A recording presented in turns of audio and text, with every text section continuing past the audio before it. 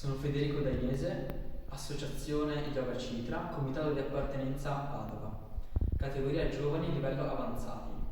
Presenterò la posizione dello scorpione verso il Cikasana.